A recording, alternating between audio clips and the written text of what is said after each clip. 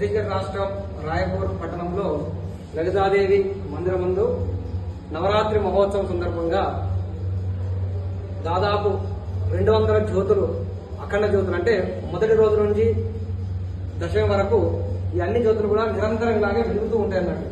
ఇవి ఎలా అంటే ఒక్కొక్క వ్యక్తి పేరుకి ఒక జ్యోతి వెలుగుతుంటారు. అంటే ఆ దీపానికి సరిపడా నూనె కోసము, ఆ యొక్క వత్తి అన్నిటి కోసం కూడా అతను ఒక్క జ్యోతికి 1000 రూపాయలు చెల్లించి తాను మొదట వెలిగించి నమస్కరిస్తూ ప్రతిరోజు కూడా వచ్చి అందరూ కూడా వచ్చి దీపాన్ని నమస్కరించి వెళ్తుంటారు. అంటే ఈ ప్రాంతంలో ఎక్కువ జ్యోతికి ప్రాధాన్యత ఇస్తారన్నట్టు. మంచి నూనెతో, స్వచ్ఛమైన మంచి నూనెతోనే దీపాలు వెలిగిస్తూ ఉంటే ఆ నూనె ద్వారా, దీపం ద్వారా సుగంధమైన వాసన రావడం, అలాగే మంచి వాయు, ప్రాణవాయువు లభించడం జరుగుతుంది.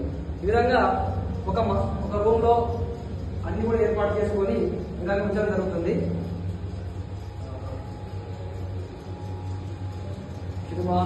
దీపావళి ఆత్మ